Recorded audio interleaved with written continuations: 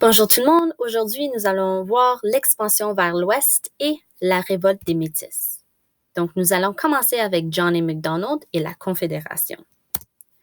Donc pour vous mettre un peu en place ici, le Canada en 1867 est composé de 4 provinces, donc le Québec, l'Ontario, le Nouveau-Brunswick et la Nouvelle-Écosse.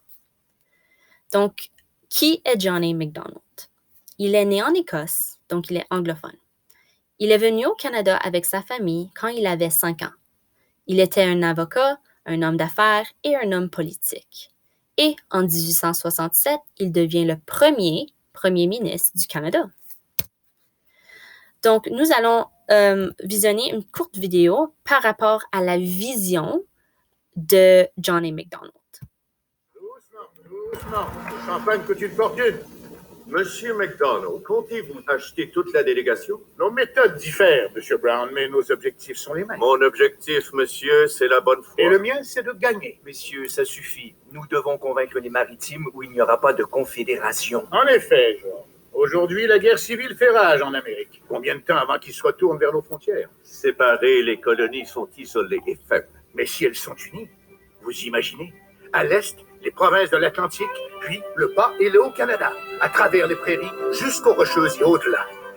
Un nouveau pays, uni par un chemin de fer d'un océan à l'autre. Messieurs, l'heure de l'union a sonné. Je vous demande de relever le défi. La conférence de Charlottetown a mis en branle la Confédération.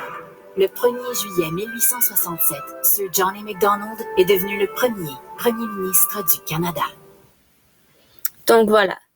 Donc pour revenir à la vision de John A. Macdonald, c'est vraiment l'expansion du Canada vers l'ouest pour devenir une nation unie, plus ou moins. Donc il veut prendre possession des prairies. Il veut le faire avant que les États-Unis le fassent parce que c'est quelque chose les États-Unis menaçaient de venir chercher ces territoires-là. Et plusieurs Ontariens veulent déménager dans l'Ouest pour profiter des terres fertiles. En plus de ceci, ils voulaient construire le chemin de fer canadien-pacifique qui va de l'Est jusqu'à l'Ouest du Canada.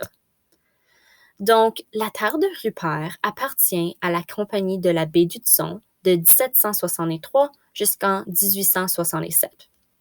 Mais, en décembre 1867, le Canada achète la terre de Rupert et commence l'expansion vers l'ouest. Mais, c'est ici où que ça commence à pas bien aller. Okay? Donc, la région, les prairies et la colonie de la rivière Rouge est déjà occupée par les Autochtones. Qui sont les Autochtones? Donc, peuples qui vivaient au Canada avant l'arrivée des colons.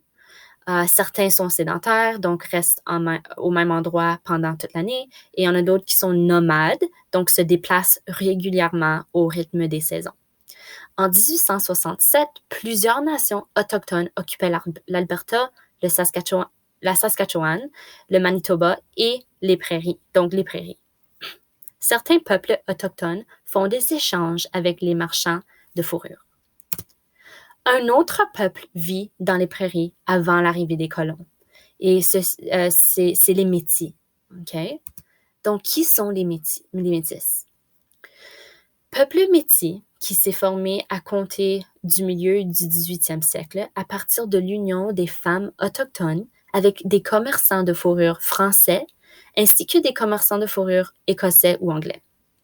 Les Métis sont différents des Autochtones.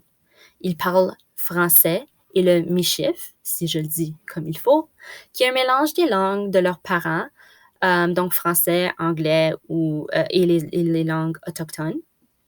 Ils sont catholiques, mais observent également les pratiques spirituelles autochtones.